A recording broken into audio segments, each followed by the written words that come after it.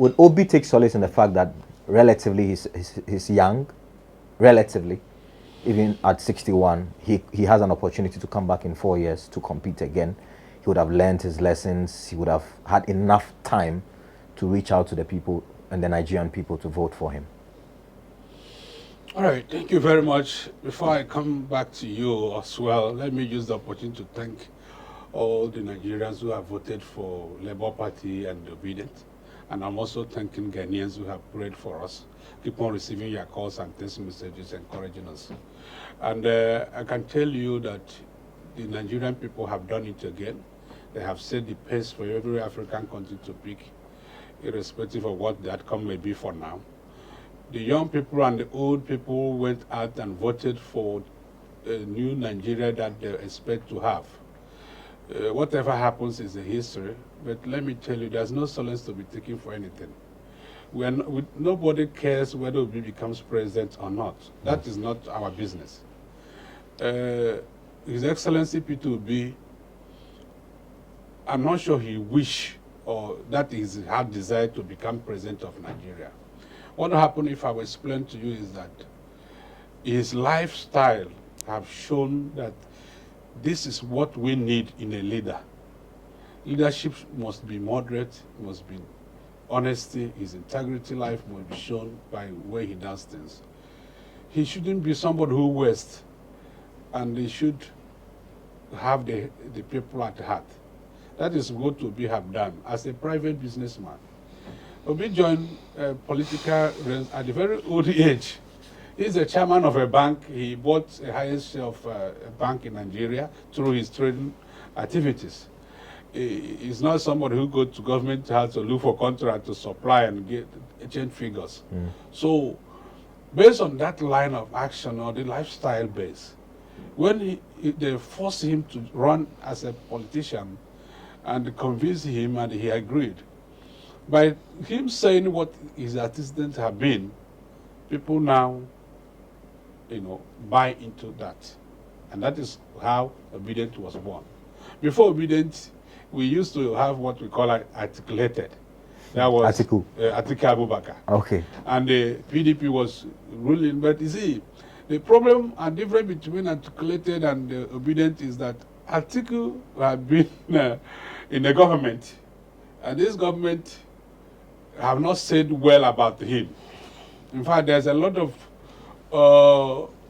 corruption allegation on him that is on the social media, even to the extent that his principal or his boss was able to say that this man have consumed a lot of Nigerian money.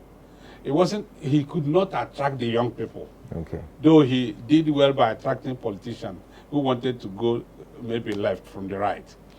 But Obi case attract the young people because he was able to tell them that this is what I'm going to do. And you will know a man by what he says, know him well by what he do, and you know him very well by what he gave. Obi said something that they have done. When he became the governor of the state, I have said before, he changed a lot of things. Many people who did not know Anambra State, which is a state, a region like you call in Ghana, Anambra is like Ashanti. In a lot of things, they resemble. They have a lot of rich men. They have a lot of power brokers. You can never be a governor of Anambra State and perform well. It is impossible before Obi. It is impossible. You can never. Why is that? The reason is that everything is being hijacked by the people. They are rich. In fact, it will be very difficult for you to see somebody as a politician that will come and stand for election and is one of the top richest. No. Those guys are there like they are there, they relax. And when you come, they will tell you what to do.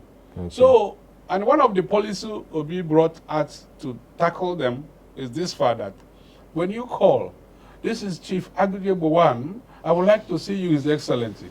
I say, okay, sir, please, what time do you give me? I will come to your house. Obi says he don't want to buy them champagne because these people will not drink anything less than champagne. Okay. So he have to agree to visit you. Don't come to the government house. So the government will buy you champagne. So the government will not buy the champagne. You have the money, so you buy the champagne. Let's drink. And the Obi is not ready to take the champagne. Okay. So if he give you water, he drinks and move away. So whatever I want to tell him, you tell him. He sustained the tempo of the Anambra and make the place work out again. The road network become the best in Nigeria. He was able to win a lot of all these million challenge goals. The standard as set by international communities. He reduced the poverty level. He reduced the employment level of the state, and the state was able to move forward. Those testimonies is what the young people heard, and they said, this man have to come and replicate what he have done in Anambra in Nigeria. So he has another opportunity to, assuming that he doesn't succeed with this petition. We cannot continue with this, and let me just tell you, for the fact that you are supporting a vote today because it favors you, be careful, because next time it may not favor you. We want to stop illegality in Nigeria, and we're going to stop it. And it's people that will do that. When the election was about to commence, I said this election 2023 is going to be a fight between Nigerians and the politicians. And I hope and pray that Nigerians will win. Many people say amen to that, people do not say amen. But then let me explain what I mean by that. The politician, who is a politician in Nigeria? A politician in Nigeria is, most of them are jobless individual who doesn't have any work. You see them spending above their incomes.